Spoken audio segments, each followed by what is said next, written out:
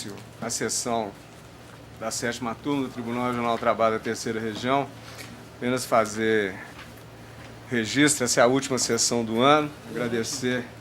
Não, essa é a última mesmo. Dá para fazer outra até quinta. Mas é a penúltima sessão, adotando o entendimento do eminente desembargador Paulo Alberto Castro. Eu quero agradecer a todos, servidores, os colegas, especialmente do Ministério Público, aos advogados presentes, pela cortesia no trato, pela tranquilidade com que a gente conseguiu conduzir as sessões durante todo esse ano. E também aproveitando a oportunidade para me despedir da presidência. A partir de janeiro do ano que vem, nós elegemos o eminente desembargador Cristiano Fenelon para a presidência aqui da 7ª turma, a quem já desejei votos de sucesso na nova empreitada e reproduzo aqui também esses votos para ela, de que conduza também com muita tranquilidade, tenho certeza que com muita competência, como sempre, a desembargadora Cristiana Fenelon. Primeiro, fazer um registro, que é retirado de pauta o processo número 1 de minha relatoria, que é o agravo de petição 168-05-2012. Esse processo é retirado de pauta por determinação do relator. Uma outra... E também para dizer que nós vamos processar, nós temos 3 processos que são adiados da semana passada, então esse processo tem prioridade, o doutor Gilberto vai fazer o pregão e a partir daí a gente observa a ordem de inscrição via e-mail. Mas a prioridade é para aqueles processos que vieram adiados da semana passada. Presidente, eu queria dar uma palavrinha. Posso? Oi? Claro, pode ficar tranquilo, pode vestir com calma aí, estou só fazendo o aquecimento, mas não tem, a sessão hoje não é longa, somos apenas 3 e temos todo o tempo do mundo aí, pode? Presidente, eu queria fazer um registro, pode ficar tranquilo aí, Paulo. aproveitando a sua breve despedida da presidência da turma, e nós que convivendo já há muitos anos juntos aqui no tribunal, mas especialmente aqui na 7ª turma, primeiro, votos de congratulações com Vossa Excelência, né? Que, a despeito das nossas divergências, sempre no plano das ideias, não só entre eu e Vossa Excelência e os demais integrantes, isso nunca passou exatamente do plano das ideias mesmo, né? Respeitando, evidentemente, o posicionamento de cada um, mas registrar com muito prazer, primeiro, que Vossa Excelência continua com a gente na 7ª turma, né? Segundo lugar, que nós aprendemos nesse breve convívio aqui na 7ª turma a respeitar primeiro a Vossa Excelência como colega, né? E às vezes a impressão que fica é que nós nos exaltamos, mas nós não nos exaltamos, né? Nós aqui, claro, defendemos os nossos pontos de vista, mas sempre respeitando os pontos de vista dos demais colegas, e Vossa Excelência sempre assim o fez também. E dizer que, nesses 2 anos, Vossa Excelência conduziu a turma sempre com a tranquilidade, com o bom senso e a sapiência que lhe é peculiar, permitindo, assim, que essa 7ª turma continue sempre como foi, desde os idos tempos que aqui cheguei, há cerca de 16 anos passados, estou aqui na 7ª turma, nunca saí da turma. Aqui tive a felicidade de conviver com a doutora Maria Alice, doutora Maria Perpétua no meu concurso e outros colegas que aqui por passaram. E agora vamos ser brindados também com a presença do doutor Antônio Carlos, né? Mas, então, presidente, parabenizá-lo e felicitá-lo, né, por esses 2 anos aqui à frente da 7ª turma e aproveitar para desejar a Vossa Excelência muita saúde, né? Continue sempre com essa combatividade peculiar, que para nós será sempre uma honra tê-lo aqui também junto conosco na 7ª turma. E desejando desde já um Feliz Natal para Vossa Excelência, para a sua família, né? E um próspero ano novo, e que em 2020 estejamos todos aqui, se assim o permitir, fortes e firmes para continuar exatamente exercendo o nosso mundo, que é exatamente em defesa da justiça do trabalho, mas também em defesa daqueles que realmente têm o seu próprio direito. Muito obrigado. Eu aproveito para também estender os votos de Feliz Natal a todos os presentes. Eu adiro as palavras do Dr. Paulo desejando a Vossa Excelência muito Feliz Natal, muita paz, muita tranquilidade, que ano que vem nós tenhamos um ano profícuo aqui na sede. Muito obrigado. Também, Excelência, adere às nações. Muito obrigado. Na condição de trabalho, desejando a Excelência, a todos os demais, um Feliz Natal. Muito obrigado. Pois não. Pela ordem, presidente, em nome dos colegas aqui presentes também, da OAB e da MAT, nós gostaríamos de aderir às manifestações. Muito obrigado. Manifestações. Então vamos dar início às sessões de julgamento com sustentações orais. Eu peço ao doutor Gilberto, por gentileza, para iniciar o pregão. Observadas os processos foram adiados da sessão passada. Eu consulto os colegas, fica aprovada a ata da sessão anterior. A unanimidade. Muito obrigado. Primeira preferência regimental, processo adiado de sessão anterior, relator desembargador Paulo Roberto, processo número 1 da sala de adiados, número 10457, inscrito o advogado Cláudio Maia, número 1 da pauta de adiados, relator desembargador Paulo Roberto. Esse processo ainda não houve sustentação, então fica garantido ao eminente advogado essa manifestação. Desembargador Paulo Roberto, por gentileza. Senhor presidente, que eu estou acessando.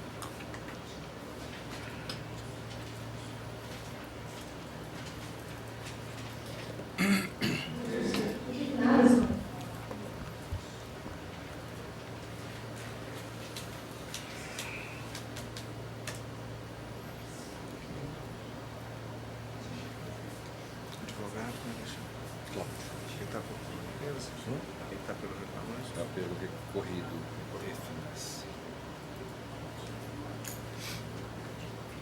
Sala de adiados, né? Isso. Número 1, doutor. 1 da pauta de adiado. PRO 10.457. Isso. Presidente, eu vou à conclusão do voto. Tá? E eu estou, então, no caso, presidente, conhecendo do recurso ordinário interposto pelo reclamante Antônio Carlos Santos, antes do preenchimento dos pressupostos de admissibilidade, ao do reclamante foram concedidos os benefícios da assistência gratuita e negando-lhe provimento. Conhecer e negando provimento. Conhece e nega provimento. Doutor Cláudio, caso queira fazer Se não uso da houver palavra. divergência, Excelência, me Fica reservo ressalvado ao a final. manifestação em caso de voto divergente. Doutor Antônio Carlos. De acordo com o voto. E eu, da mesma forma, como terceiro votante. Não, até eu que tinha que votar primeiro, eu que sou o segundo. Mas eu acompanho o eminente relator, doutor Antônio Carlos também, prevalece o voto do relator, unanimidade. Obrigado, Excelência. Muito obrigado, um bom final de Aproveito pra semana, um bom desejar final de ano. próspero ano novo. E agora, presidente, só esclarecendo o advogado, você é de São Paulo, não é isso? Isso, Excelência. Até tinha uma questão de uma preliminar que você tinha ido no gabinete, até por respeito à sua ida lá. Eu examinei, estava afastando, mas de qualquer maneira o resultado final seria favorável. Perfeito. Né? Tá bom, Excelência. Obrigado. Agradeço a Boa tarde presença. a todos. Bom retorno. Seguinte. Ainda uma preferência regimental, processo adiado de sessão anterior, relator desembargador Paulo Roberto, número 2 da pauta de adiados, processo número 10490, inscritos os advogados Ariane Priscila Coutinho dos Santos e Fernando César Teixeira. Processo 10490. Desembargador Paulo Roberto, quanto possível, por favor. Presidente, esse processo foi adiado para que eu pudesse fazer uma revisão.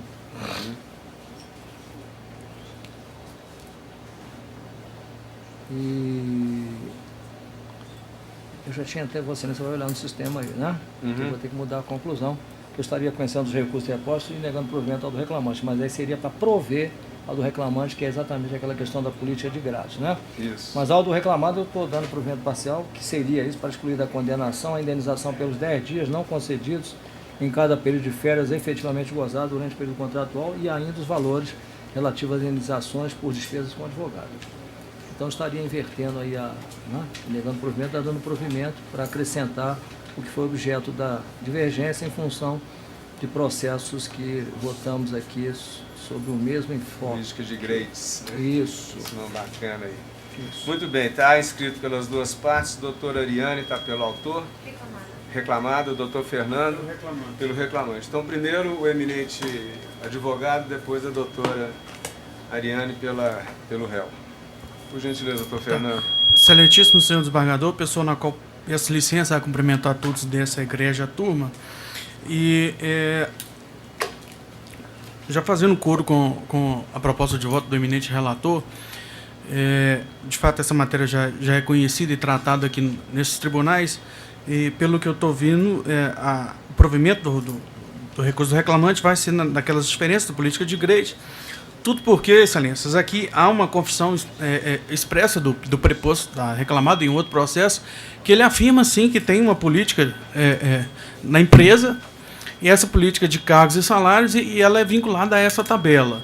Então, a gente pede para que, de fato, seja dado provimento nesses aspectos, e sobrou 2 pontos do recurso do reclamante, justamente a questão da impressibilidade dos controles de ponto, porque na prova testemunhal houve lá um relato de jornada bem superior e bem diferente àquele que está consignado nos cartões de ponto. Então a gente entende que esse cartão de pontos eles são imprestáveis, e dessa imprestabilidade restava deferir as horas extras. E também a questão das diferenças semestrais também, né, com relação à questão da perícia. Mais uma vez, o reclamante insiste em dizer que, sob a pena do artigo 400, o juiz expediu a notificação para a empresa carrear documentos aos autos para que fosse feita uma perícia. Para quê? Para se apurar essas diferenças que eram pagas de módulo mensal. Como não foi possível, e o perito diz que como não foram carreados esses documentos e não foi possível concluir essa perícia, a gente pede o elastecimento desse provimento para que seja também deferida essas diferenças com base naquilo que foi descrito na inicial. No mais, essa matéria é recorrente, não há que ficar discutindo muito. Encerro desejando também a todos vocês, né, Vossas Excelências, aí um excelente final de ano, uma boas férias, né, Natal, e que em 2020 possamos estar renovados para essa luta, né, em favor dos direitos das pessoas, os direitos também das empresas, quando aqui nos cabe defender. E somente desejar e agradecer, como diz o Dr. Paulo Roberto, esses 2 anos de presidência de Vossa Excelência. Foram muitos provimentos, foram improvimentos, mas sempre uma cortesia, sempre um aprendizado muito grande e sempre um trato muito gentil com o advogado. Então, é o que nos resta nesse dia a dia. A gente pode sair daqui não satisfeito com o resultado, isso às vezes acontece, mas com o tratamento, com o aprendizado, jamais nós saímos daqui decepcionados. E a gente espera que a 7ª turma continue nesse caminho aí, trilhando. Para a gente é uma honra poder exercer o nosso mistério aqui nessa turma. Agradeço muito as palavras, doutor. Doutora Ariane, por gentileza. Excelências, boa tarde. Excelentíssimo desembargador, doutor Paulo Roberto, em nome de quem cumprimento todos os demais. Gostaria de fazer a sustentação oral com base principalmente em 3 tópicos. O primeiro, com relação ao período de estágio que foi deferido o vínculo de emprego. É importante destacar que no plano de atividades de auxílio de atendimento e de atividades do estagiário foi comprovado que as suas atividades eram as de auxílio no atendimento e orientação de clientes, bem como da rotina administrativa do banco. O próprio autor, no seu depoimento, ele deixa clara a diferença que existiu entre a sua função como estagiário e a sua como assistente ou gerente. Ele afirma, aspas, no período de estagiário tinha acesso ao sistema com senha própria, mas não tinha acesso a extratos e saldo de investimentos. Nesse período, não conseguia formalizar venda de produtos utilizando senha própria. Já como assistente comercial e como gerente, continuou realizando as atividades de atendimento a clientes, esclarecendo que nesse período, sim, podia formalizar venda de produtos e, como gerente, tinha acesso ao sistema para consultar saldo de investimento. Ou seja, o próprio reclamante, em seu depoimento, destaca as diferenças entre as suas funções de estagiário e a de assistente e de gerente. Com relação ainda a esse tópico, a própria testemunha do reclamante, ela vem nos dizer, a segunda testemunha, as atividades estagiárias eram apenas de auxílio aos gerentes, aspas. Nessa época, o reclamante auxiliava o atendimento, tanto no autoatendimento quanto dentro da agência. Quanto às atividades exercidas pelo reclamante enquanto estagiário, ele fazia atendimento, auxiliava na abertura de contas e efetuava telefonema para clientes. Quanto às tarefas de abertura de contas, enquanto estagiário, o reclamante apenas colhia os dados para abertura da conta. Ou seja, tanto o reclamante como a sua própria testemunha, e nesse aspecto não foi ouvida a testemunha do banco a respeito, mas em relação à testemunha do próprio autor, há essa divergência de atividades, demonstrando que não haveria vínculo data vênia à proposta de voto de Vossa Excelência. O segundo tópico que eu gostaria de destacar é com relação às diferenças de remuneração variável, SRV. Essas diferenças, elas normalmente são deferidas com base no artigo 400 do Código Civil. Peço até licença, Vossa Excelência, não sei qual foi o embasamento do acórdão, mas o fato é que a sentença ela destaca que a reclamada não juntou os documentos que fariam prova de como seriam calculadas ou como seria apurada essa verba SRV. A questão aqui é que o reclamante alega que essa verba era calculada com base no lucro positivado da agência. Entretanto, não houve nenhuma prova a respeito dessa alegação. E aí a reclamada ela tem o difícil ônus de comprovar aquilo que ela nega existir. Ela nega que essa remuneração variável seja paga com base no lucro positivado da agência. Ela é paga com base em documentos gerenciais do banco de performance. E esses documentos eles são juntados aos autos. A gente junta todas as cartilhas de como que deve ser apurada essa verba. A gente junta os extratos AQOS, que é um requisito de elegibilidade para essa verba. A gente junta os extratos do super ranking, que demonstra quais foram as pontuações do reclamante, e o reclamante, em momento algum, faz prova de que esses documentos não seriam válidos. Ou seja, a reclamada junta todos os documentos que comprovam a sua tese, o reclamante não junta qualquer indício de prova da sua tese, o perito afirma que não é possível realizar a perícia porque não há documentos suficientes, apesar de termos juntado todos os documentos, e a gente normalmente é condenado porque não juntou aqueles documentos que o reclamante queria, que seria relacionado ao lucro positivado da agência, que a gente nega ser um requisito para a apuração da verba.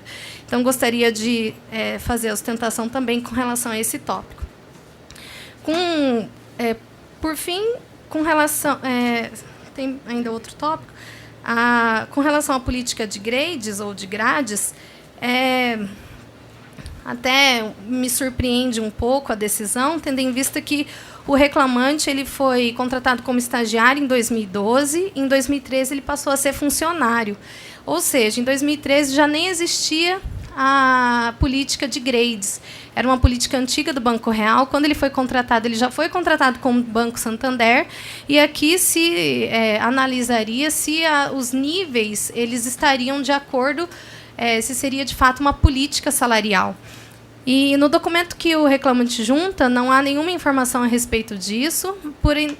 Por outro lado, o banco junta esse documento que faz referência aos níveis, e nesse documento, inclusive eu anotei aqui, é o ID 17 CF 307, nesse documento, desculpa, ele consta que os critérios para promoção, eles são desempenho, orçamento, perfil do funcionário e vaga para a promoção. Ou seja, são 4 critérios, não são apenas decorrentes de avaliações de desempenho.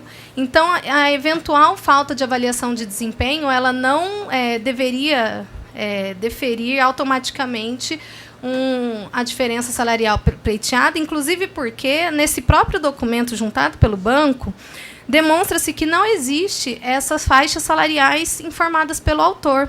Pelo contrário, consta que o percentual de aumento para a promoção para um funcionário pode variar de 2% a 15% do salário atual. Ou seja, a mudança de nível, se importar em mudança de remuneração, do salário mais a remuneração variável, ela vai importar num aumento de 2% a 15%. Ou seja, não existe faixas salariais. E existe limite para esse aumento. Dessa forma, não é também como pleiteado na inicial.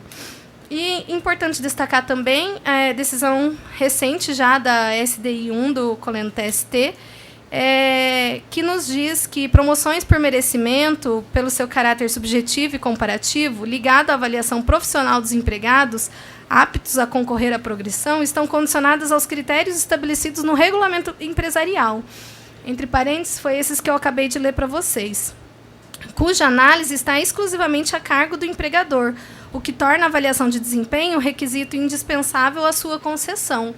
Então, além de todos os requisitos, deveria ter a avaliação de desempenho máxima e de acordo com esses requisitos, o que não foi comprovado também pelo autor.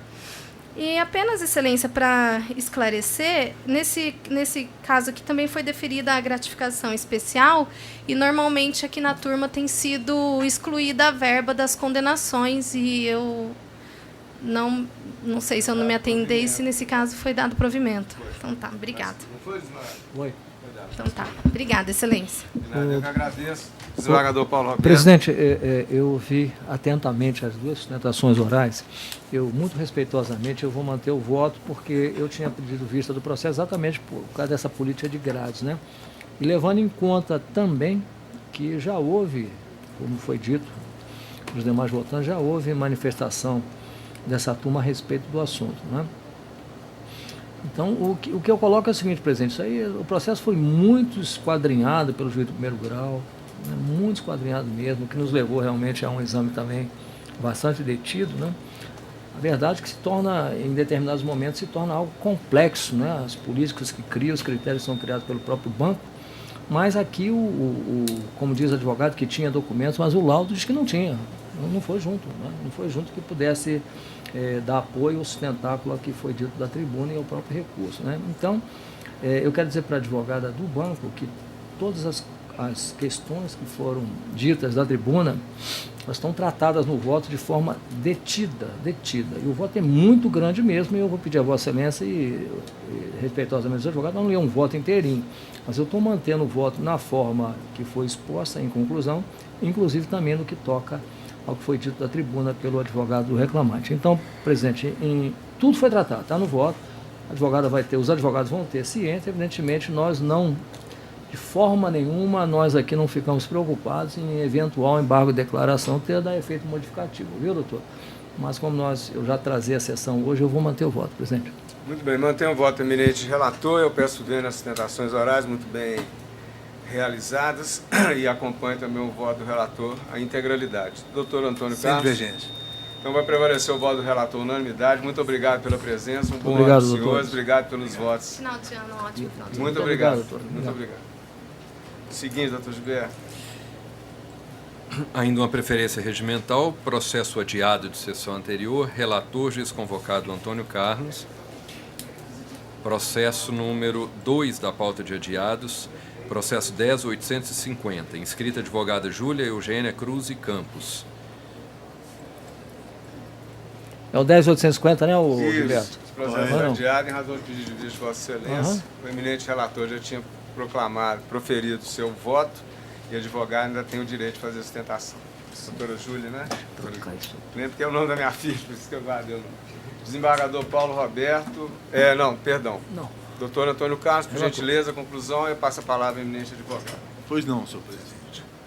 Eu estou conhecendo o recurso ordinário no mérito dou-lhe provimento para declarar nulidade do auto de infração número 20.699.4613 e, por conseguinte, a inexigibilidade da multa decorrente, invertindo os ônus da sucumbência, custos honorários advocatícios pela União isenta do pagamento de custas. Só acrescentar, Vossa Excelência, que eu fiz um acréscimo de fundamento com relação à especificação de documentos, análise. Perfeitamente. Muito obrigado. Doutora Júlia, por gentileza, com a palavra. Agora sim. Então pode ficar aqui. Senhores desembargadores, boa tarde. Trata-se de ação anulatória com vistas a anular o auto de infração lavrado em desfavor da empresa no ano de 2015, pelo fato de a empresa não ter logrado êxito no cumprimento da cota de contratação de profissionais reabilitados e portadores de deficiência. A empresa demonstrou, por meio de vasta prova documental, por meio de e-mails, anúncios em jornais de grande circulação, contatos com o Ministério do Trabalho, anúncios de vagas junto ao INSS, a Rede Cidadã, ao Cine, diversos meios telemáticos, participação de eventos e a contratação de profissionais consultores especializados na dinâmica dessa prestação de serviço, especializada em PCDs, para, ao longo do tempo, melhorar, aprimorar a captação, o recrutamento desses profissionais. A sentença de primeiro grau entendeu que a recorrente não logrou êxito ao longo da fiscalização, do período fiscalizatório iniciado em 2013, em demonstrar esforços na tentativa de contratação desses profissionais. Acontece que, assim como eu já mencionei, os autos estão carreados de prova documental e até mesmo testemunhal que comprovam a conduta proativa da empresa na busca incessante de contratar esses profissionais.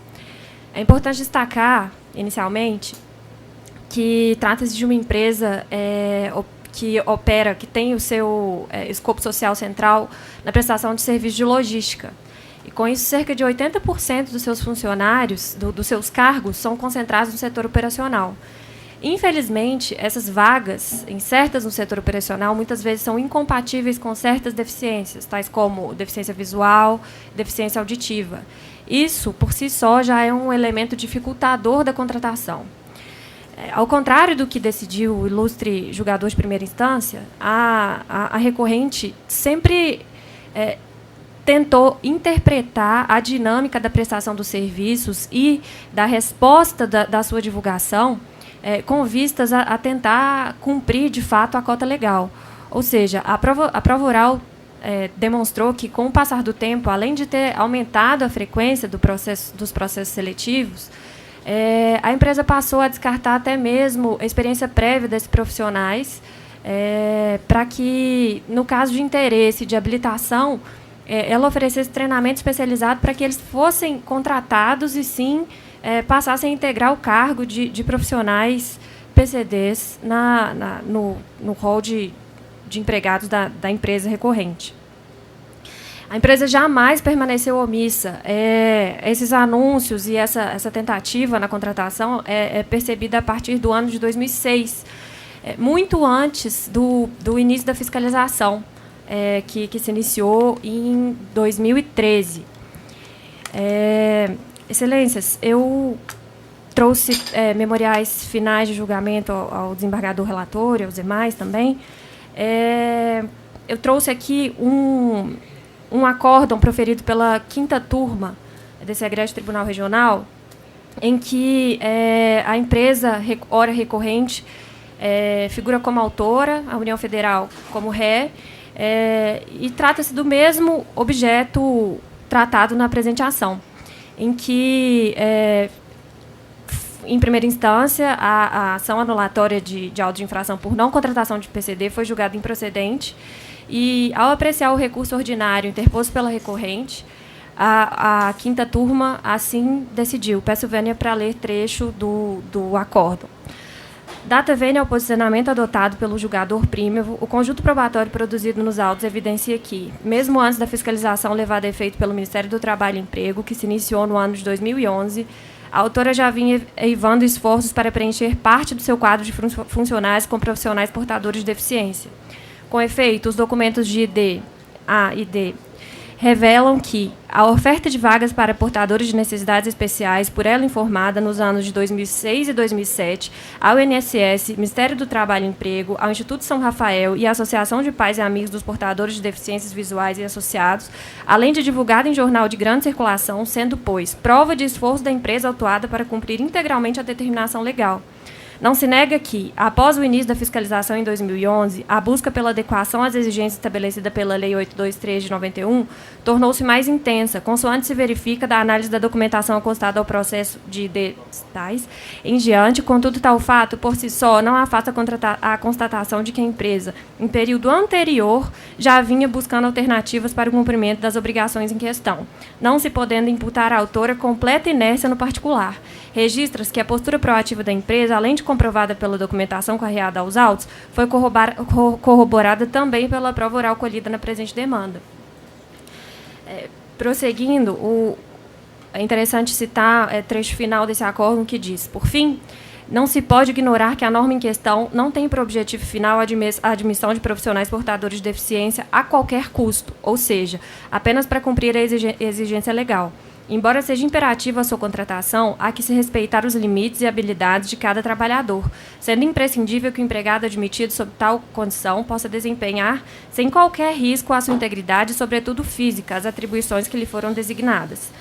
Excelências, considerando o brilhante acórdão que eu acabei de mencionar, percebe-se que a conduta da empresa recorrente coaduna por completo com o exposto aqui pelos os outros julgadores, uma vez que a empresa nunca desrespeitou a condição individual de cada um dos profissionais candidatos a preencher um dos seus cargos.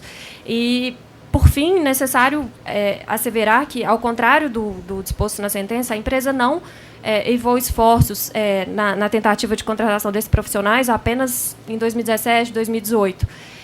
É óbvio que, com o avanço da tecnologia, com as redes sociais e após interpretar e identificar qual seria o melhor cenário para agir e recrutar esses profissionais, nós fomos aprimorando a captação. Mas é óbvio que, anteriormente, a situação era um pouco mais defasada, o que foi sendo melhorado com o passar do tempo. Ante ao exposto, pugna a recorrente pelo provimento do recurso para que declarada a nulidade do auto e afastada a penalidade imposta. Muito obrigado. Doutor Antônio Carlos. Pois não, senhor presidente. Eu ouvi atentamente a sustentação da tribuna, recebi os memoriais fundamentados da hora requerente. E o único acréscimo que eu vou fazer aqui na fundamentação é a detalhação dos documentos que comprovam o esforço da reclamada. O meu julgamento é coerente com o que foi dito da tribuna.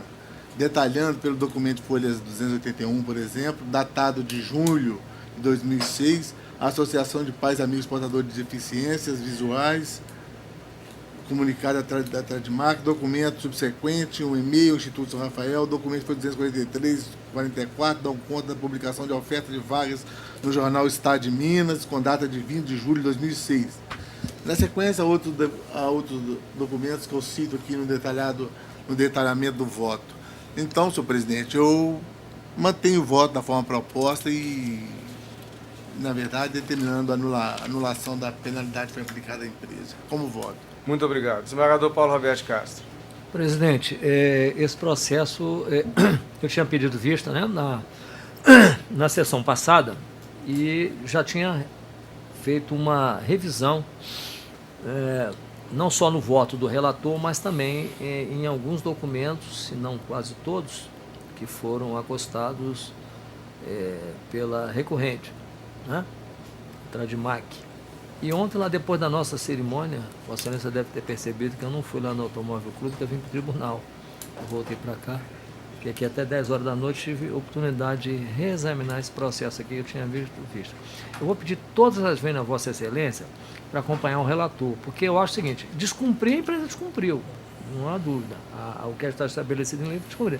Agora, o que deveria se examinar aí, o porquê descumpriu, né? E me parece que há uma peculiaridade muito interessante com relação à recolocação desses portadores de necessidades, né, pelo tipo de atividade que é exercida pela empresa. Então, presidente, eu penso que o relator aqui está correto, aqui porque, como já foi dito aqui, há uma vasta, e eu falo aqui com muito respeito ao entendimento de Vossa Excelência, né, mas há uma vasta documentação demonstrando que realmente a empresa tentou.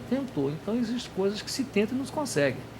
E não é a primeira vez que a gente ouve falar aqui que, às vezes, uma empresa se empenha, né, em fazer essa colocação do deficiente e não consegue realmente, né? Então, até por uma questão aqui, presidente, de justiça, eu acho que não deve se condenar a empresa. Eu estou com o relator. Perfeitamente. Eu, respeitosamente, parabenizando o advogado pela sustentação muito bem feita. Obrigada. E pelo voto do eminente relator, que mais distingue, eu peço que ele mantenha o voto. Então, prevalece o voto do eminente relator, vencido o terceiro votante que negar provimento à pena. Muito obrigado, um bom final de ano, bom final de semana, um bom final de ano, bom Natal. Seguinte, agora a ordem normal de inscrições. Pauta normal, né? Relator, juiz convocado Antônio Carlos, número 8 da pauta, processo número 10473. Inscrito advogado Flávio Carvalho Monteiro de Andrade. 8 da pauta. O doutor Flávio não está presente, Ausente. só um minutinho, Unânime. não tem divergência. Tem não. Conheço, nego. Conhece, nega, é unânime o processo, fica proclamado sendo voto eminente relator. Seguinte, Relator, desembargador Marcelo Pertence, número 33 da pauta. Processo número 11832. Inscrito advogado Elias Negin Neto. doutor Elias também é conhecido nosso, não está presente. Ele não há apareceu, divergência. desapareceu. Ontem ele até esteve presente na solenidade também, extremamente educado e elegante no trato. Não verifico Unânime divergência, também. então prevalece o voto do relator, unanimidade. Correto. Seguinte, Sustentação oral à distância, a partir de juiz de fora.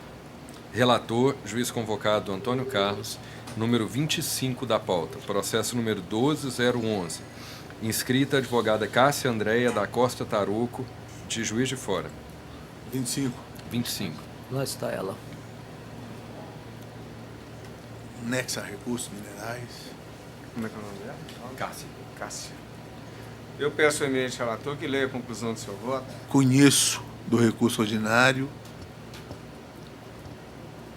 por quanto satisfeitos os pressupostos de admissibilidade, e no mérito dou-lhe provimento para declarar nulidade dos atos processuais praticados a partir do indeferimento da prova testemunhal, determinando o retorno dos autos à origem para a reabertura da instrução, com a coleta da prova oral obstada acerca das condições de trabalho do autor e regular processamento do processo, o processamento do feito, restando prejudicado o exame dos demais itens do recurso. É como voto. Essa é a proposta de voto do eminente relator. Doutora Cássia, por gentileza, com a palavra.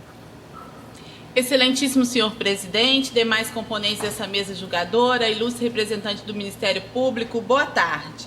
O primeiro ponto que merece destaque nesse processo é justamente o fato de o reclamante pretender a nulidade da sentença por cerceamento de defesa, alegando que foi possível ouvir somente uma das testemunhas quando ele mesmo pretendia ouvir duas. Ora, a matéria versada nesses autos diz respeito à apuração de nexo causal entre trabalho e doença, sendo, portanto, prova eminentemente técnica, tendo sido ainda oportunizado ao autor a oitiva de uma testemunha, o que significa dizer que o mesmo teve sim preservado o seu direito ao contraditório e ampla defesa. Na verdade, como bem pontuou o magistrado de primeiro grau, não se ouviu a segunda testemunha porque o autor pretendia fazê-lo para infirmar ou complementar o laudo pericial médico, o que se indeferiu por se tratar, obviamente, de prova técnica, de prova de origem médica. Excelências, o que se nota é o inconformismo do recorrente na medida em que a prova da suposta doença ocupacional se faz através de uma análise por um profissional qualificado e especializado para tanto, como foi feito nos presentes autos, e não por meio de uma testemunha que não detém qualquer qualificação, qualquer expertise ou conhecimento técnico para dispor a respeito da questão, pelo que confia a reclamada na manutenção da sentença de primeiro grau a despeito do voto já pronunciado. E ultrapassada a preliminar de nulidade, adentrando no mérito, justamente em relação ao nexo causal entre doença e trabalho, que não foi verificado pela perícia técnica. Primeiro, tem-se que o magistrado não se pautou apenas no laudo pericial. Por favor, doutor. Pois não, excelência. Não, pode. Pode continuar a sustentação no que diz respeito ao cerceamento. Fique à vontade. Talvez a minha voz tenha interrompido o senhor. Sim. Em relação ao mérito, se há tanto se Aí chegar... eu peço a gentileza de que nós analisemos primeiro a parte do cerceamento de defesa. Se superado o voto do relator, aí eu retornaria a palavra para Vossa Excelência. Sim, Excelência. Em relação ao cerceamento, eu já dei por finalizada a sustentação. Muito agradecido. Fica ressalvado o restante do seu tempo para a manifestação do mérito, caso superada o acolhimento do cerceamento de defesa. Eminente relator. Pois não, senhor presidente. Considerando os precedentes dessa turma, bem como as alegações do autor quanto às condições de trabalho na ré, entendo que a prova testemunhal indeferida na origem era necessária para a comprovação das alegações da petição inicial. Ressalto que o indeferimento da prova da produção de prova oral pelo reclamante em relação à matéria cujo ônus não incumbia caracteriza cerceamento de defesa. Acresce que o limite da CLT coloca para a produção da prova testemunhal em audiência são 3. Ele queria ouvir a segunda, por isso caracterizado. Cerceamento de defesa. Mantém o voto, eminente relator, desembargador Paulo Roberto. Presidente, não tem dúvida de acompanhar o relator, até porque, como foi dito pela advogada, a matéria é técnica, mas se fosse assim, toda prova pericial não aceitaria uma complementação para esses esclarecimentos. E o interesse do reclamante era exatamente provar, porque poderia chegar-se causa ou com causa, inclusive. Eu estou com o relator. Doutora Cássia, eu também peço vênia, parabenizo a Vossa Excelência pela sustentação, acompanho o relator pelos fundamentos por ele apresentados, acrescido desembargador Paulo Roberto, e fica proclamado nesses tempos. Declarado. Sim, obrigado e bom trabalho a todos. Muito obrigado, pessoal também. Bom final de semana. Bom final de semana. Bom final de semana inteira. Muito bem, é o seguinte, por gentileza, doutor Gilberto. Relator, desembargador Paulo Roberto, número 11 da pauta, processo número 10.630, inscrita advogada Maria Helena de Faria Nolasco. 11 da pauta. É o hábito das quintas, né? Também já vai final de semana. Hoje eu liguei para mim, lá em casa, para segunda, quarta e sexta. Hoje eu liguei para ela, você viu o recado? Ela disse, doutor, hoje eu estou em casa. Não. Hoje é terça, né? Eu não estava trabalhando lá, não. Desculpa esse intervalozinho aí. Presidente, eu estou conhecendo de ambos os recursos interpostos quanto ao mérito, provendo parcialmente o recurso interposto pela reclamante para isentá-lo do pagamento de honorários vocativos sucumbenciais. Quanto ao do reclamado, estou negando o provimento. Doutora Maria Helena, por gentileza, com a palavra. Turma, eu vou me ater à questão e vou insistir na questão da inexistência de nexo de causalidade entre o acidente sofrido pela reclamante e as moléstias que diz suportar nos dias atuais. Na verdade, como todos Vossas Excelências perceberam nos autos, ela foi admitida como uma trabalhadora temporária para trabalhar na safra de 2013. E ali ela sofreu uma queda, né, e que a própria perícia entendeu que foi uma queda do mesmo nível, ela não teria caído de nenhuma altura. E todos os documentos que foram carreados, inclusive pela própria autora, mostrava que foi isso que aconteceu.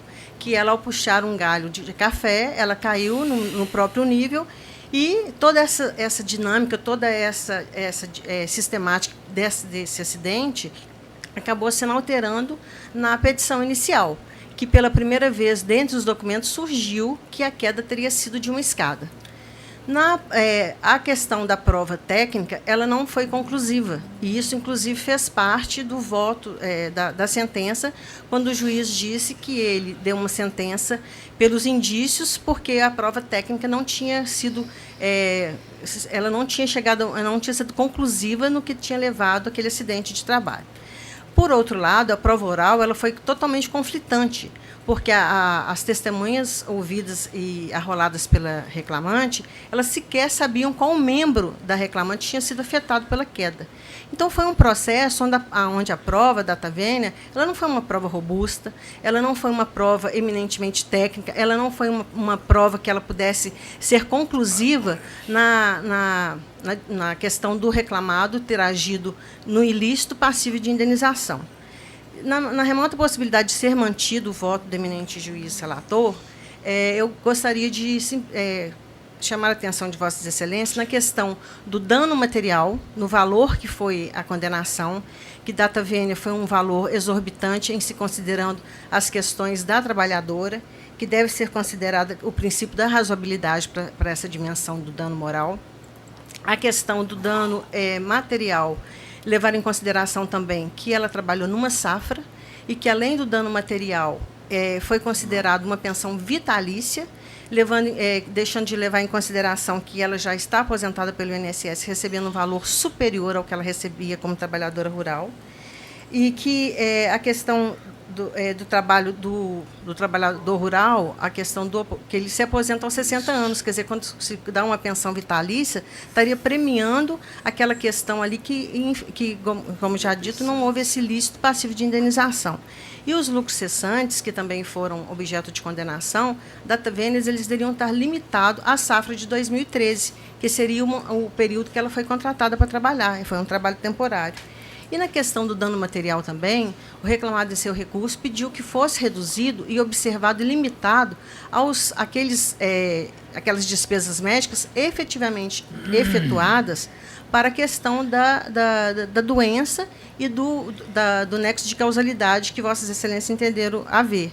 Porque ali, naquele dano material que a reclamante pede que seja indenizado, encontram-se fraldas, cortador de unha, Rivotril, omeprazol, que data vênia, não são remédios, não são materiais para indenizar um acidente na dimensão que foi colocada na inicial. Então, eu reitero as razões de recurso, em especial na questão do valor, da valoração do dano moral, lucros cessantes, dano material e o dano de restituição de valores de despesas médicas. É o meu pedido. Muito obrigado. Eminente relator, por gentileza, com a palavra. Presidente, eu peço todas as vezes à ilustre advogada, em primeiro lugar, é o seguinte, a CAT que foi emitida, ela não relata todas as questões que ocorreram em decorrência da queda. Se Vossa Excelência me permitir, advogada também, eu só para esclarecer a Vossa Excelência, o laudo pericial diz que com esse tombo, que a impressão que fica é que foi um tombinho, né? Eu costumo dizer que tombo, não importa se é do mesmo nível, se está na escada ou não está, dependendo do tombo você até morre. Qualquer pessoa pode morrer, depende de como vai cair, né? E o perito já diz aqui, ó, síndrome, olha o que constatou na reclamante, síndrome radicular cervical e lombar, associada à distrofia pós-traumática da mão esquerda, osteoartrose e discopatia degenerativa lombar, com protusões discais, tendinite no ombro esquerdo evoluindo para distrofia simpático, reflexo, concluindo, aí o perito disse, me parece que a advogada entra por esse caminho, concluindo que essas podem ter sido ocasionadas ou agravadas, aí eu chamo a atenção, ou agravadas pelo acidente sofrido, embora não conste da CAT. Agora, eu chamo a atenção, presidente, que esse tombo levou a ela o que? A aposentadoria definitiva. Ela está aposentada definitivamente, né? Por não poder mais trabalhar. Então, presidente, com todas as vênias, né, eu estou mantendo o voto no que toca exatamente ao que se refere ao acidente de trabalho, está caracterizado como tal. O dano moral ele é consequência, como os danos materiais. E aqui eu falo no reembolso. Né? A sentença já tratou disso. Né? E, presidente, e essa questão aí da fixação foi fixada em R$20 mil, não, presidente? Então, eu acho que não só esse valor está compatível, ao meu ver, respeitosamente, com a realidade do que aconteceu, né? Como é compatível também a questão do que foi dito da tribuna, que eu rejeito, é a questão do pensionamento também, né? A pessoa está inutilizada, não pode mais trabalhar, não. Eu estou mantendo o voto, presidente. Mantendo o voto, eminente relator. Eu parabenizo o advogado pela sustentação. O fato é que, inclusive, até o arbitral dano material, que é o de maior valor, ele levou em consideração qual causa, tanto que arbitrando em 50% do salário da altura. Então eu peço vênia, parabenizo a sustentação e acompanho o relator integralmente. Consulto o doutor Antônio como voto. Obrigada. Então prevalece o voto do relator, unanimidade. Muito obrigado, doutora Maria Helena, pela presença. Doutora, obrigado. Bom final de ano, pessoal. Obrigado. Muito obrigado. Sustentação oral à distância a partir de Varginha, relator desembargador Marcelo Pertence, número 22 da pauta. Processo número 10941. Inscrito o advogado Gabriel da Silva Carvalho Fernandes Mendes, 22 da pauta. Obrigado.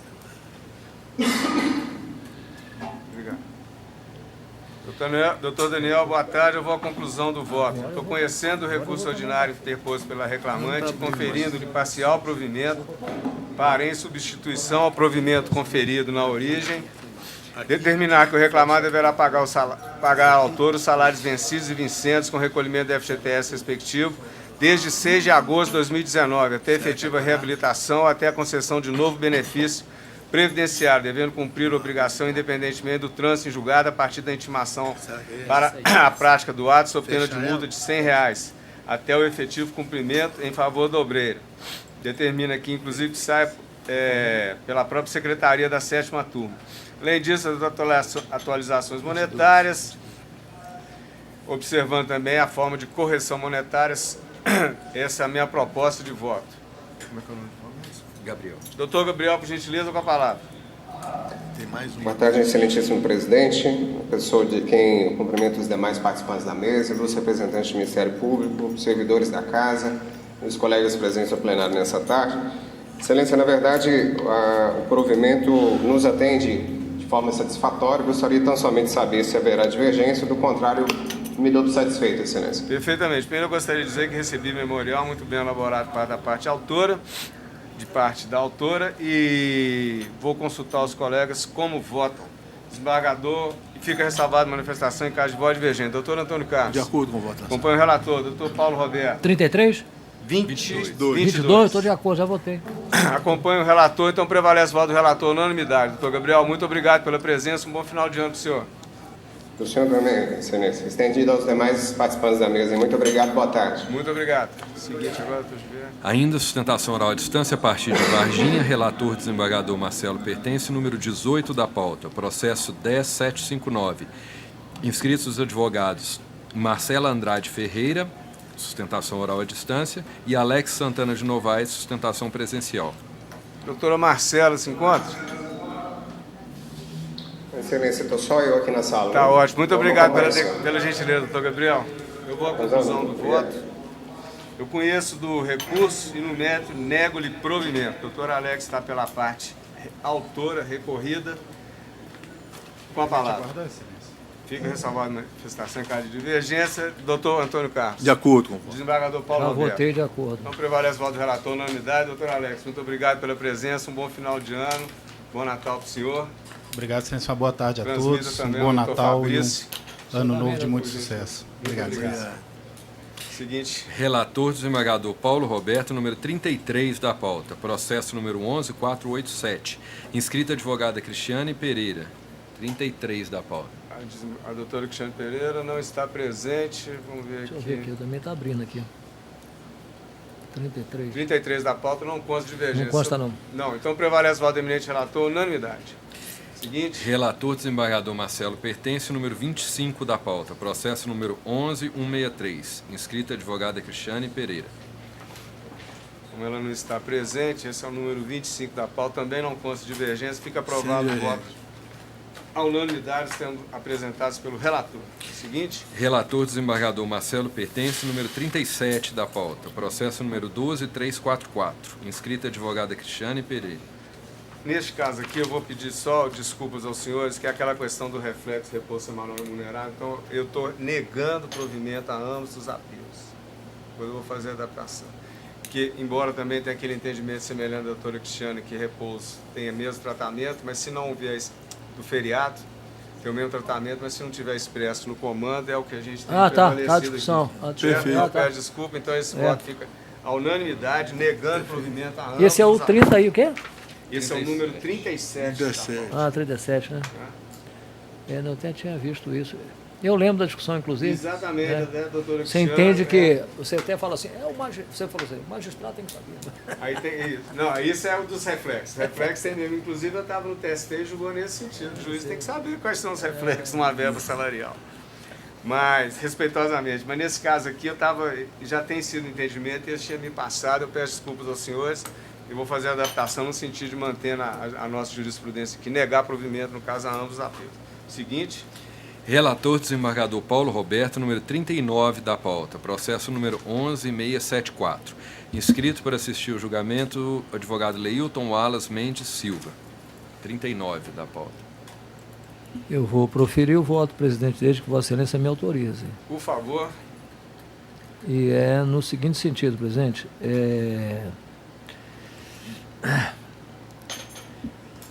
Bom, eu estou, então, conhecendo dos recursos interpostos, dando provimento parcial ao da reclamada para determinar que, quando a apuração dos honorários advocatícios a cargo do procurador do sindicato do autor seja observado o disposto na tese jurídica prevalecente número 4 deste regional.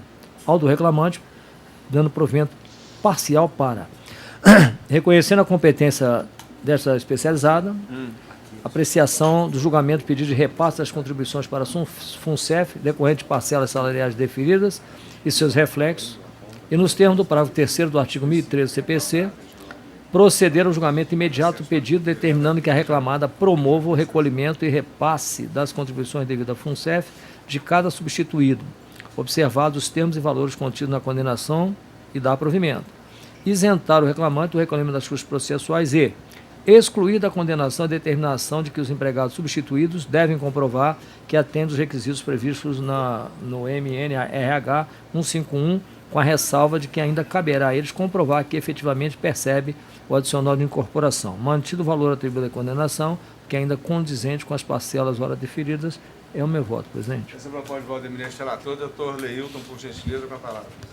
Excelente vice-presidente, na pessoa de quem cumprimento os demais, eu já havia sustentado nesse processo, mas de toda forma agradeço ao doutor Paulo. E a sustentação era justamente nesse sentido de uma pequena correção só na sentença que peço que acompanhe. Perfeitamente. Eu, como segundo votante, acompanho o eminente relator. Sem divergência. Prevalece o voto do relator, unanimidade, doutor Leilton. Muito obrigado. Tem um outro processo de voto. Tem mais um aqui comigo, para saber. Seguinte. Relator desembargador Marcelo Pertence, número 7 da pauta, processo número 10.240. Eu conheço o recurso ordinário interposto pela REI, dou-lhe parcial provimento para limitar o período de janeiro de 2013 a maio de 2017 para apuração do adicional por acúmulo de função deferida ao autor, excluída a condenação, pagamento de horas extras intervalares, referência a pausa de 10 minutos a cada 50 trabalhados. Estou conhecendo do recurso ordinário. Aqui eu consertei já, hoje deve estar grave. Tá? Okay. Conhecendo o recurso ordinário interposto pela autora e dou-lhe parcial provimento para majorar para 30% do salário padrão adicional de acúmulo de função deferida na origem.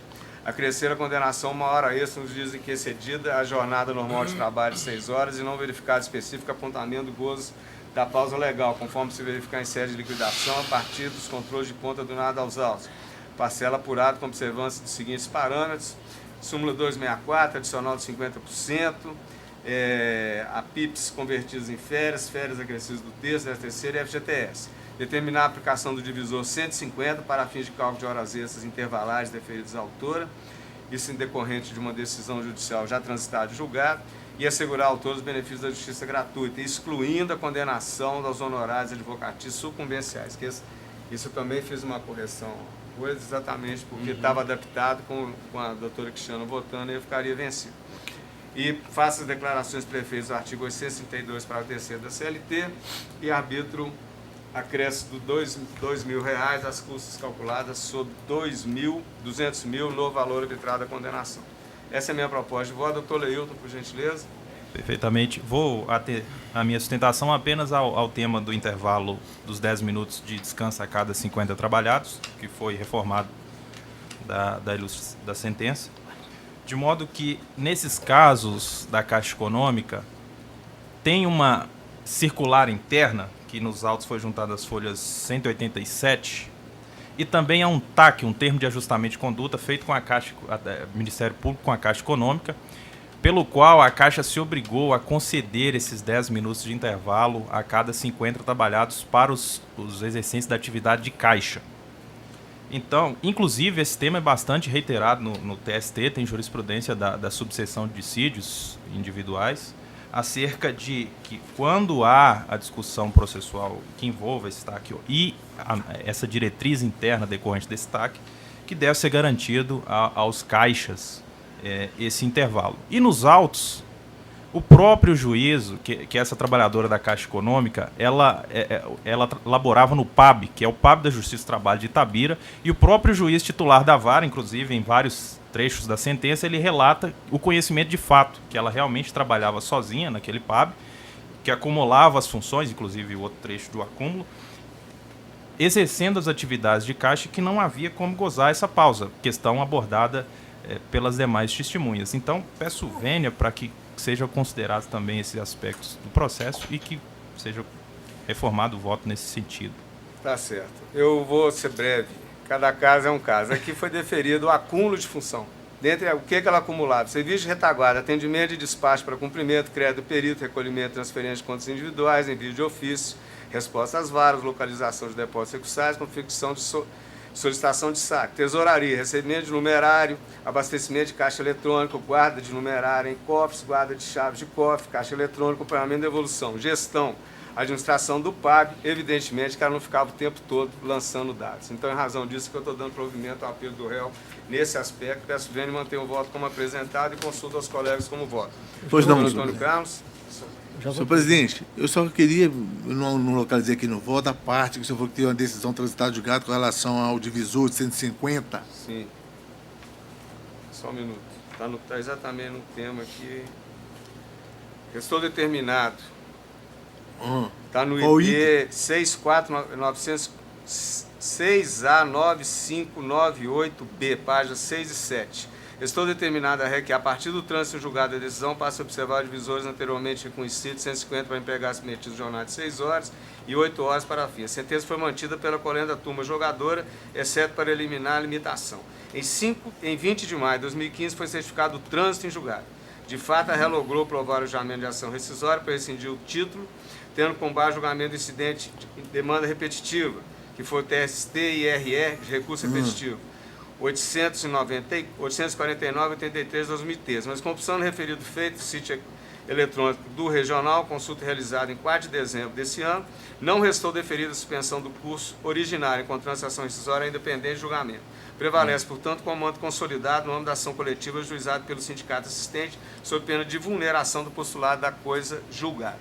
É de se mencionar ainda que o próprio TST, quando da decisão proferida no mencionado IRR, modulou os efeitos, excepcionando a aplicação do entendimento então esposado, que era 150 horas, perante os casos nos quais já havia sido proferida a decisão de mérito sobre o tema, emanada de turma do TST ou da SBDI 1, no período de 27 de setembro de 2012 a 21 de novembro de 2016, bem como as hipóteses de sentenças condenatórias, pagamento de horas de bancário, transitado em julgado ainda em fase de liquidação, desde que silentes quanto ao divisor, hipótese que deve ser aplicada, e aí nem era silente, porque determinou 150, por analogia, visto que a sentença da ação coletiva, transitada e julgada, definiu expressamente a aplicação do divisor 150. Esse é o fundamento de eu manter o divisor 150. Por hora, acompanho Vossa Excelência.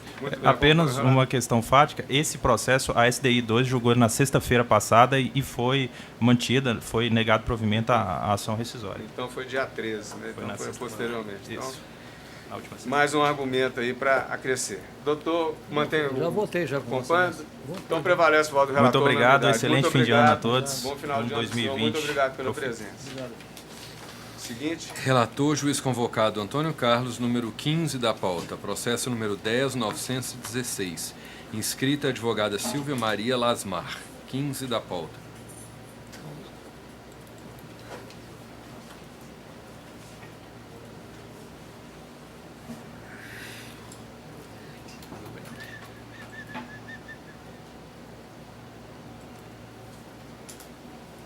Pois não, senhor presidente. Gentileza, doutor Antônio. Desde conhecido o recurso interposto pela primeira reclamada, uma engenharia limitada por deserção. Conheço do apelo interposto pelo autor e no mérito dor e parcial provimento para afastar a prescrição quinquenal relativa ao FGTS declarada na sentença de origem, mantido o valor da condenação por quanto compatível. Aí como voto, senhor presidente. Mas é proposta de voto do eminente relator, doutora Silvia, eu peço que no que diz respeito ao recurso do réu, ele não foi conhecido, que se limite a esse aspecto. Sim. E posteriormente quanto ao tema do recurso da autora. Por gentileza, doutora Silvia, com a palavra. Boa tarde a todos. Né? Boa tarde. A questão do processo vem com o preparo via apólice de seguro. Né? Foi feito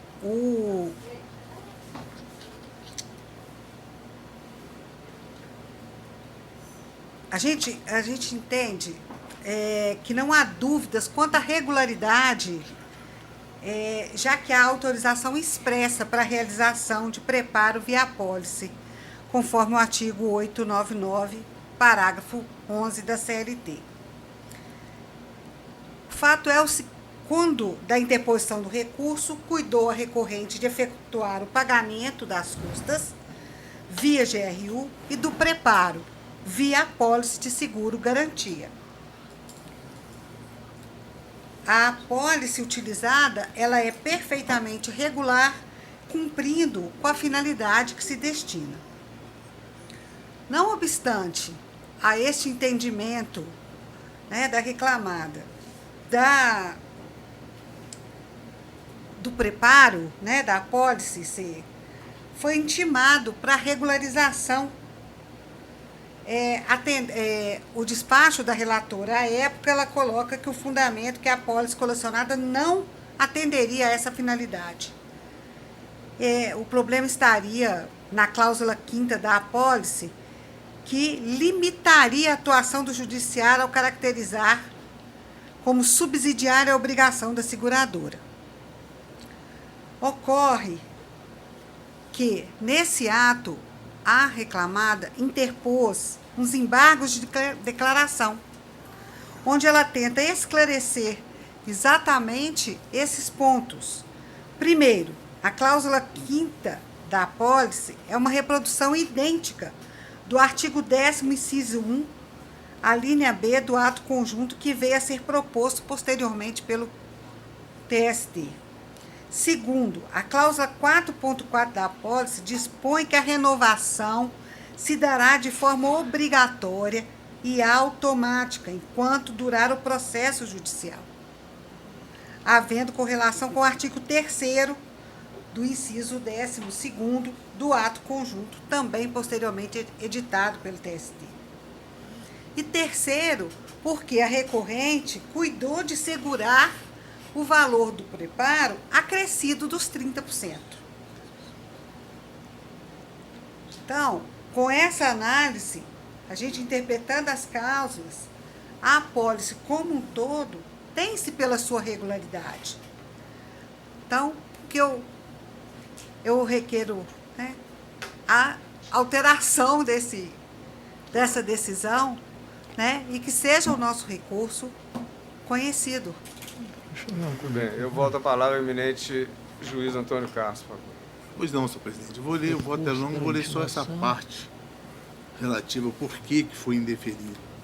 Ainda que haja possibilidade de renovação prevista na cláusula 4, condições especiais da apólice, tem-se que o item 4.1.1, folha 615, abre espaço para a apresentação de nova garantia, fato que obstaria a renovação da apólice apresentada. Não existe qualquer especificação ou condição relativa a essa nova garantia, de modo que não é possível afirmar que seria válida ou aceita por essa justiça. Aí eu cito um aresto do TST a respeito e concluo: indubitável caráter condicional do seguro da garantia, sendo evidente que tal título não apresenta pronta liquidez, não permitindo também a futura execução imediata da parte controversa, em face da dificuldade de pagamento do sinistro, conforme as cláusulas analisadas. A garantia retratada possui natureza de contrato de adesão, possuindo diversas cláusulas que podem inviabilizar a execução da garantia, que visa afiançar o crédito de natureza alimentar. Por esse motivo, senhor presidente, é que eu não estou conhecendo o recurso da reclamada e considerando deserto. Desembargador Paulo Roberto. Presidente, aqui é o seguinte, eu já tinha até voltado a acompanhar o relator, mas eu estava olhando aqui exatamente, né, que a nossa resolução lá do Conselho, o ato, aliás, né, é de outubro de 2019, correto? Correto. Que regularizou. A época da interposição do recurso ordinário, né, seria impossível a reclamada cumprir, porque não existia a regulamentação. E coerente com o meu posicionamento, que não é me parece que não é o do presidente, a época do recurso, estou lá na época do recurso, né? Eu já entendi ali que, identicamente a alguns outros julgadores, que não havia espaço, né, para interpretar o que a lei falava, que ela falava, seguro garantia, acabou, um abraço. Entendeu? Não se entrava no mérito. Então eu vou pedir vênia, para mim eu devo ficar vencido, eu quero ficar vencido para manter coerência com aquilo que eu já dizia. Só um Agora, se fosse na vigência aqui, eu não teria nenhuma dúvida. Não tem dúvida, só que foi dado prazo. Sim, não, eu sei, mas na época nós não tínhamos ainda isso. O meu mais ou menos é voto médio. Se nós pegamos, inclusive eu li essa resolução, o artigo 12 da resolução. É o 12 e o 6. Ela entra em vigor a partir, mas ele aplica para todos os seguros realizados na vigência da Lei 13.647. Então, só um segundinho. Então, qual que é a minha sugestão? Embora afirmada a tribuna que seja atendente, tem, por exemplo, um certificado de comprovação da própria validade da empresa dessa observância. A minha sugestão é que fosse reaberto o prazo para que se observe os termos da resolução, né, do ato conjunto CSJT, Corregedoria Geral da Justiça do Trabalho, CGJT. Tá certo, concordo, é isso. A partir, então, já fica ciente para as mensarias. Eu falei que ficaria vencido porque eu achei que Vossa Excelência ia comprar o relator, mas aí Vossa Excelência está coerente. Mas a partir da edição da coisa eu tenho aberto. E já teve casos, inclusive, em que eu abri a oportunidade no meio nessa hipótese. Veio a norma e aí eu reabri para poder evitar qualquer tipo de cerceamento ou de nulidade. Então seria exatamente oportunizar mais uma vez, considerando que nesse ínterim veio a edição desse ato conjunto, eu sugeri ao relator para que fosse reaberta a oportunidade para regularizar o seguro aos termos do ato integrais desse ato. Se Vossa Excelência concordar, poderá ser esse processo ser retirado de pauta, retorna ao gabinete para que seja publicado essa determinação. Agradeço. Perfeito? E aí depois retorna o processo a julgamento e verifica se todas as hipóteses ali estão sendo atendidas nos termos da norma. Porque ela fala o seguinte, no 12, ela vale para todo seguro. Então eu tenho também adotado isso, eu também entendi que não, entendo. Nem daria o prazo. Para mim, nessas hipóteses aqui, eu já considerava não como insuficiência de depósito, mas como inexistência. No entanto, como ele veio antes do ato, e agora a própria oportunidade ficou nesse ínter, entre a publicação e veio a resolução nesse meio, então esse processo é retirado de pauta, determinação do eminente relator, que dará vista, então, para que seja realizado, para que seja regularizada o depósito, o seguro garantido nos exatos termos da resolução do CSJT e da Conselho Superior de Justiça do Trabalho e também da Corregedoria Geral da Justiça do Trabalho. Agradeço imensamente. Muito obrigado pela presença, doutora Silvia. Um bom final de ano para a senhora. Muito obrigado pela presença. Sem dúvida, não. Adequamos. Muito obrigado. Seguinte. Relator, juiz convocado Antônio Carlos, número 1 da pauta, processo número 10.007. Inscrito o advogado Paulo Emílio Ribeiro de Vilhena Neto. 1 da pauta. 1 da pauta. Doutor Antônio Carlos, por gentileza. Quando possível, a conclusão do seu voto. Pois não. Conheço dos recursos ordinários, no mérito, nego provimento ao apelo da reclamada e dou parcialmente provimento ao apelo do autor para deferir as horas extras pela sobrejornada, assim consideradas excedentes à 8ª diária e 44ª semanal não cumulativas, o que lhe for mais benéfico ao longo do período imprescrito, bem como 1 hora extra por dia de efetivo serviço em razão da inobservância do intervalo para refeição e alimentação, mantidos os parâmetros e reflexos deferidos na origem para as horas extras. Para o período em que não vier aos autos os espelhos de ponta, as horas extras serão calculadas considerando a média das horas extras prestadas no ano das horas extras do ano respectivo. A atualização dos cálculos observa-se a ATR até 24 de março de 2015 e IPCA a contar de 25 de março de 2015. Major valor da condenação para R$70 mil, com custas pela ré no imposto de R$1.400. É como o vosso. Você propõe de voto do eminente relator, doutor Paulo Emílio, por gentileza, com a palavra. Senhor presidente, pessoa de quem peço licença para cumprimentar os demais relatores, boa tarde, dos demais desembargadores.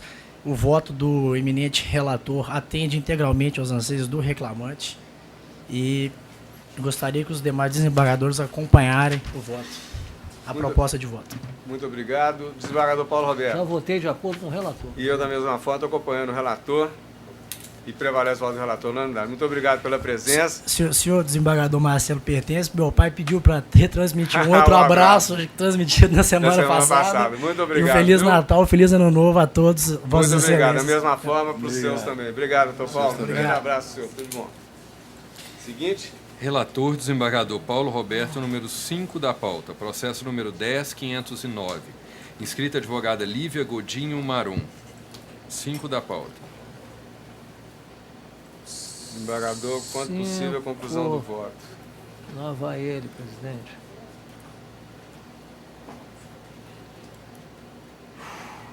Presidente, eu estou conhecendo do recurso do sindicato, autor, negando-lhe provimento. Conhece e nega provimento. Doutora Lívia, por gentileza, com a palavra. Nobres julgadores, boa tarde. Trata-se de recurso interposto pelo Sindicato dos Arrumadores e Trabalhos na Movimentação de Mercadorias em Geral, em face de Prêmio Indústria e Comércio, em que, entre outros pedidos, foi requerido as horas em itinerary, né, além de uma condenação por dano moral coletivo.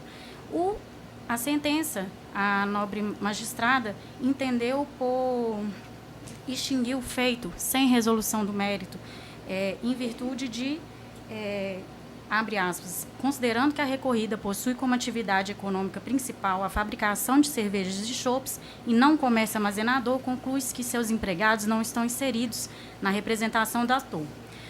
Foi assim que, com essa fundamentação, ficou incorretamente, data máxima vênia, ficou reconhecido a ilegitimidade ativa da entidade recorrente, pois, segundo o entendimento da juíza prolatora da sentença, a categoria hora recorrente representaria apenas os trabalhadores do comércio armazenador, ou seja, apesar do reconhecimento do recorrente compor uma categoria profissional diferenciada, sua representação estaria limitada apenas ao comércio armazenador. Ocorre que o ferido entendimento restou contrário ao que provado nos autos e entendimento já pacificado no Tribunal Superior do Tribunal. Eis que a jurisprudência dominante, inclusive do TST, afirma, aí eu trouxe aqui até um julgado, abre aspas, o exercício profissional nas atividades de movimentação de mercadorias em geral e trabalho avulso encontra-se regulado pela Lei nº 12.023, de 2009. Portanto, trata-se de categoria diferenciada. A entidade sindical, representante da classe profissional diferenciada, é legítima para buscar melhores e mais adequadas condições de trabalho, que atendam às peculiaridades da profissão. Assim, qualquer integrante da categoria econômica que utilize a mão de obra específica desses trabalhadores ou que, ao menos potencialmente, possam vir a utilizar, é legítimo para figurar no polo passivo da demanda coletiva, independentemente do ramo da atividade econômica preponderante da empresa. Dessa forma, data máxima vênia, verifica-se que a sentença guerreada restringiu a representação do sindicato recorrente, violando com isso o artigo 511, parágrafo 3º da CLT e, sobretudo, a Lei 12.023, de 2009. A entidade sindical representante da classe profissional diferenciada é legítima para buscar melhores e mais adequadas condições de trabalho que atendam às peculiaridades da profissão. Diante disso, tem-se que a sentença deve ser reformada, data máxima vênia, para o reconhecimento da legitimidade ativa da entidade recorrente, bem como para o julgamento totalmente procedente da presente demanda, condenando a recorrida ao pagamento das horas, além dos reflexos trabalhistas e também para a condenação do pagamento de dano moral. Muito obrigado. Desembargador Paulo Roberto. Presidente, isso é questão de interpretação e prova. Eu estou mantendo, já julguei, inclusive, faço citar no voto, processo que eu já julguei a esse respeito, né? Então aqui não há como se querer se comparar o que não pode ser comparado. Eu estou mantendo o voto. Mantenho o voto eminente relator. Eu peço vênia, advogado, pela sustentação muito bem realizada, mas eu também entendo aí que nessa hipótese, não, embora sabendo todas as questões das peculiaridades da categoria diferenciada, esse mero deslocamento de materiais não justificaria o enquadramento como trabalhadores de carga. Eu peço voto e acompanho o eminente relator e consulta o doutor. Sem divergência, presidente. Acompanha também. Então, prevalece o voto do relator na unanimidade. Muito obrigado pela presença. Mais alguma? Só para assistir. Uma inscrição agora está agarrado, não está não? Será que é só o meu? Vou sair desse...